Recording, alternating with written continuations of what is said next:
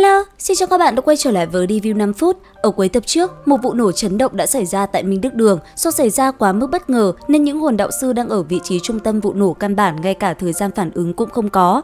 Chỉ trong nháy mắt, hơn 1/3 bàn thực nghiệm bị vỡ nát, mảnh kim loại văng tứ tung, trở thành một đợt sóng kim loại có sức phá hoại khủng bố lan ra, khiến vô số hồn đạo sư thiệt mạng.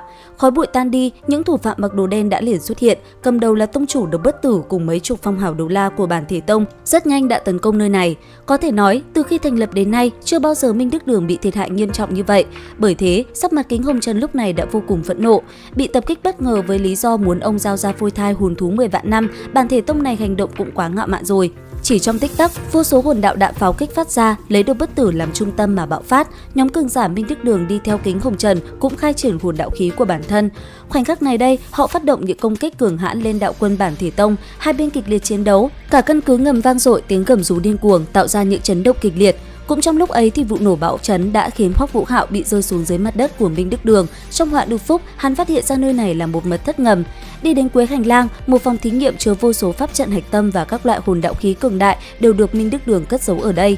Gây ấn tượng với Hoắc Vũ Hạo lúc này là một khối kim loại cực lớn, hình người có chứa đến cả 1000 hạch tâm pháp trận. Hắn thất kinh tự hỏi, có lẽ đây là nghiên cứu cao cấp nhất Minh Đức Đường, không lẽ robot khổng lồ này sẽ được dùng cho chiến tranh sao? Đang trong lúc hắn suy nghĩ nên phá hủy thứ này kiểu gì thì một đạo ánh sáng xanh hấp dẫn sự chú ý. Tiến lại phía bàn thí nghiệm bên cạnh, một vật đập ngay vào mắt, đó là một khối hộ tâm kính có khảm một khối bảo thạch màu xanh. Loại bảo thạch này ẩn chứa năng lượng không gian thần bí, chính là nguyên liệu chế tác hồn đạo khí không gian tốt nhất. Hiện tại, xem ra đây được coi là một hồn đạo khí trữ vật. Hoắc Vũ Hạo không do dự mà thu vào cự nhân kim loại và các nghiên cứu của Minh Đức Đường vào rồi lập tức chuồn khỏi nơi này. Thế nhưng, đúng lúc này, một tên thủ hạ cấp bậc hồn đấu la của bản thể tông đã xuất hiện. Hoắc Vũ Hạo vội dùng hồn kỹ mô phỏng hóa trang thành bộ dạng của Độc Bất Tử. Nhìn thấy hắn, đối phương nhất thời giật mình, cung kính quỳ một gối xuống đất nói: "Tham kiến tông chủ." Hoắc Vũ Hạo vô cùng hồi hộp, dù hắn biết mình đã gạt được đối phương, nhưng nhìn thực lực là một gã hồn đấu la có vũ hồn bản thể, quả thật không thể xem thường.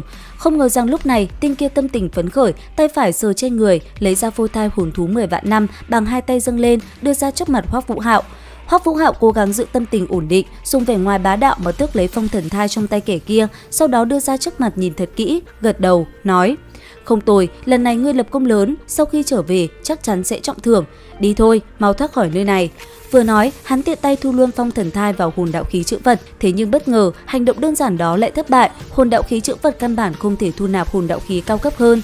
Đúng lúc này, bên ngoài vang lên một trận chấn động lớn, đó là khí tức đang chiến đấu của Kính Hồng Trần và Độc Bất Tử. Cảm nhận được điều này, tên hồn đấu la lập tức lao về phía Hoắc Vũ Hạo, muốn hạ sát hắn. Thời khắc mấu chốt, Hoắc Vũ Hạo sử dụng Hồng Trần Tí Hiệu mang đến 15 giây vô địch hộ cháo, băng hoàng hộ thể cũng đồng thời triển khai ra. Vị hồn đấu la bản thể tông được tuyển chọn để thực thi nhiệm vụ này quả thực có thực lực kinh người, công kích lần nữa phóng tới, Hoắc Vũ Hạo chỉ có thể đem phong thần đài chắn trước mặt để phòng ngự. Một kích này khiến vật phong ấn hồn thú 10 vạn năm xuất hiện vết nứt, chỉ trong nháy mắt, nhiệt độ trong địa đạo hạ xuống, ngay cả người sở hữu vũ hồn băng cực hạn cũng cảm thấy rét lạnh. Một giọng nữ tràn ngập tức giận bất ngờ vang lên: "Nhân loại ti tiện, các người sẽ phải trả giá cho hành động thiếu suy nghĩ của mình." Cùng với thanh âm vang lên, toàn bộ căn phòng đã bị đóng băng. Đúng lúc ấy, trong tinh thần hải của Hoắc Vũ Hạo vang lên thanh âm của băng đế. Thế nhưng, dĩ nhiên là nàng, điều này sao có thể, đây chính là khí tức của Tuyết Đế. Hoắc Vũ Hạo cũng không dám tin vào điều này, Tuyết Đế sao có thể xuất hiện ở đây? Thêm Mộng Băng Tầm lúc này mới lên tiếng: "Bất kể kẻ kia có phải Tuyết Đế hay không, chúng ta phải mau chóng rời khỏi đây. Với thực lực của nàng, lúc này không cần phải lo nhiều như vậy." Hoắc Vũ Hạo nhất thời bừng tỉnh, đi về phía tên hồn đấu la đang bị đóng băng, rồi ra tay trừ khử gã, sau đó thu lấy phong thần đài rồi chạy ra khỏi địa đạo. Trong căn cứ lúc này, bất kể bản thể tông hay Minh Đức Đường đều có không ít những tượng băng, hiển nhiên do Tuyết Đế trước đó lao tới tạo thành. Độc Bất Tử hiện tại cũng rất bực bội, lão thực không thể nghĩ tới lại xuất hiện chuyện xấu đến thế này. Vì kế hoạch tập kích hôm nay, bọn họ đã phải chuẩn bị rất lâu, diễn tập vô số lần, nhưng không ngờ phong ấn phôi thai 10 vạn năm kia lại chạy ra đây, còn có thực lực cường hãn đến thế này. Ở đây sâu dưới lòng đất, bất kể bản thể tông hay Minh Đức Đường, hai bên không ai dám sử dụng toàn lực của mình công kích, một khi sụp đổ không ai sống được. Đến đây thì cũng hết tập 55 Tuyệt Thế Đường Môn 2. Xin chào và hẹn gặp lại các bạn.